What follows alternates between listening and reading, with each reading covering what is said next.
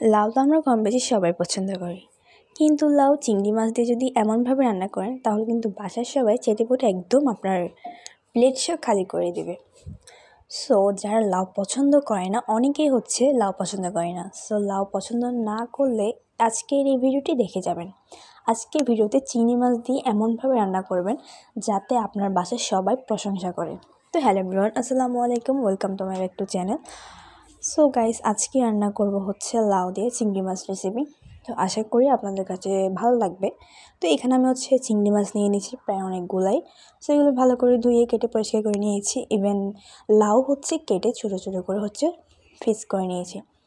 এখন আমি একটা পাত্র হচ্ছে তেল দিয়ে দিলাম, সেটা আমার দেখাতে একদম ভুলে গিয়েছি, স্কিপ হলো। সো এখন আমি দিয়ে দিব পেঁয়াজ, দেন হচ্ছে আদা রসুন বাটা। তো দিয়ে ভালো করে হচ্ছে একটু নাড়াচাড়া করার পর চিংড়ি মাছগুলো ভালো করে একটু তেলে ভেজে নিব, কারণ চিংড়ি মাছগুলো তেলে ভেজলে আর হচ্ছে চিংড়ি মাছের গন্ধটা থাকবে না। তো এখন ভালো করে একটু নাড়াচাড়া করে নিচ্ছি। তো এরপর যে আমি কিছুক্ষণ নাড়াচাড়া করার পর যখন চিংড়ি মাছ ভাজা হয়ে যাবে, এরপর যে আমি উপরে দিয়ে দেবো হচ্ছে হলুদের গুঁড়া এবং মরিচের গুঁড়া হালকা পরিমাণ, তারপর হচ্ছে সামান্য পরিমাণে লবণ দিয়ে ভালো করে হচ্ছে তেলের মধ্যে কষিয়ে নিব মশলাগুলো, যাতে চিংড়ি মাছের ভিতরে চলে যায়। ভালো করে কষিয়ে নিব যাতে হলুদের গন্ধটা না থাকে, কারণ কাঁচা হলুদের গন্ধটা একটু বেশি থাকে, তার কারণে একটু তাড়াতাড়ি তেলের মধ্যে ভেজে নিলে আর গন্ধটা থাকবে না। দেন ভালো করে একটু নাড়াচাড়া করে নিচ্ছি। সো এরপর যে যারা এখনও এসে আমার ভিডিওতে লাইক কমেন্ট শেয়ার করেননি, অবশ্যই কিন্তু লাইক অ্যান্ড সাবস্ক্রাইব করে দেবেন।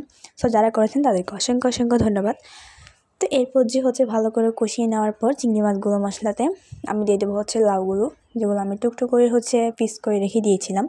দেন সেগুলো আমি ভালো করে হচ্ছে কষিয়ে নিব একসাথে মশলার ভিতরে। সো দেখতে পাচ্ছেন।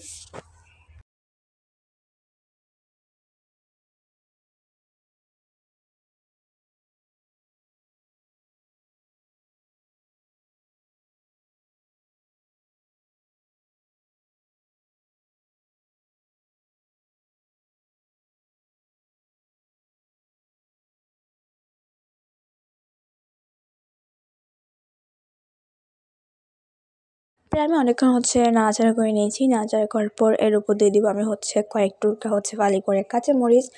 তো কাঁচামরিচ দিয়ে দিয়েছি সাথে। তো এরপর যে আমি ঢাকনা দিয়ে হচ্ছে ঢেকে দিয়েছিলাম, দেন ঢাকনা দিয়ে ঢেকে দিয়ে হালকা পানি দিয়ে হচ্ছে কষিয়ে নিয়েছিলাম, যাতে লাউটা একটু মজে যায়, একটু নরম হয়। তো লাউ যারা পছন্দ করে না, অবশ্যই কিন্তু লাউ দিয়ে চিংড়ি মাছ দিয়ে রেসিপি খেয়ে দেখবেন। আমার কিন্তু লাউ অনেক পছন্দ। ইভেন আমি লাউ সবসময় আমার হচ্ছে ভালো লাগে, এবং চিংড়ি মাছ দিয়ে লাউ দিই সেটা কিন্তু আরও অনেক বেশি ভালো লাগে। সো মাকে বলি সবসময় লাউ আর চিংড়ি মাছ দিয়ে রান্না করার জন্য। তো এরপর একটু লবণ হয়নি, দেন লবণ আমি আবার পরিমাণ মতো দিয়ে দেন ভালো করে একটু পানি দিয়ে দিয়েছি। পানি দেওয়ার পর ভালো করে আর একটু কষিয়ে নিব, কারণ লাউগুলো এখনও সিদ্ধ হতে দেরি আছে। সো এরপর আমি ভালো করে পানি দিয়ে কষিয়ে দিয়েছি। এখন সবগুলো একসাথে নাড়াচাড়া করে কিছুক্ষণ আবার জাল দিয়ে দিব। তো এরপর ফালি করা আবার কয়েকটুকু হচ্ছে কাঁচামরিচ দিয়ে দিলাম, কারণ ঝাল পরিমাণ মতোই, কারণ আমরা একটু ঝাল কম বেশি। তো আপনারা যারা ঝাল কম বেশি খান অবশ্যই কিন্তু দিয়ে দেবেন। তো আমরা পরিমাণ মতো হচ্ছে ঝালটাও দিয়ে দিলাম। দেন এর উপর হচ্ছে দিয়ে দিলাম ধনিয়া পাতা। তো ধনিয়া পাতা ভালো করে দেওয়ার পর, ধনিয়া পাতা দিলে একটু ঘ্রাণ হবে। ধনিয়া পাতা দেওয়ার পর এরপর আমি ঢাকনা দিয়ে আবার ঢেকে দিয়েছি।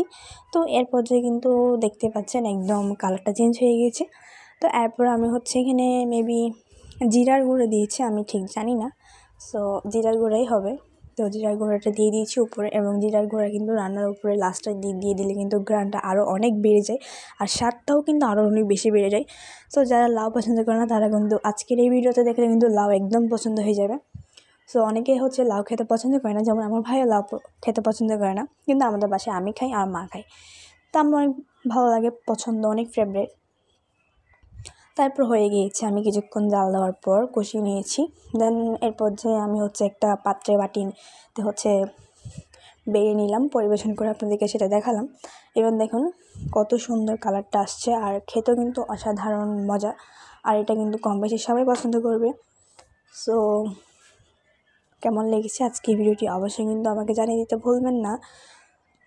সো নিত্য নিত্য নতুন ভিডিও পেতে কিন্তু আমাদের চ্যানেলটি অবশ্যই সাবস্ক্রাইব করে রাখবেন।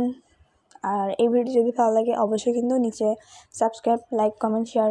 আপনাদের কমেন্টে একটা কমেন্টে হচ্ছে আমরা অনেক ভিডিও হচ্ছে বানাতে উৎসাহিত হব, নতুন নতুন ভিডিও।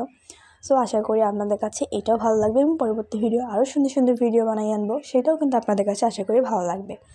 সো ভিডিও ছিল এ পর্যন্তই। তো নেক্সট ভিডিওতে কিন্তু আপনাদের সাথে আবার দেখা হবে নতুন কোনো ভিডিও নিয়ে। ততক্ষণে কিন্তু সবাই ভালো থাকবেন, সুস্থ থাকবেন আর আমাদের জন্য দোয়া করবেন। আপনাদের জন্য অনেক অনেক ভালোবাসা এবং দোয়া রইল। আল্লাহ হাফেজ।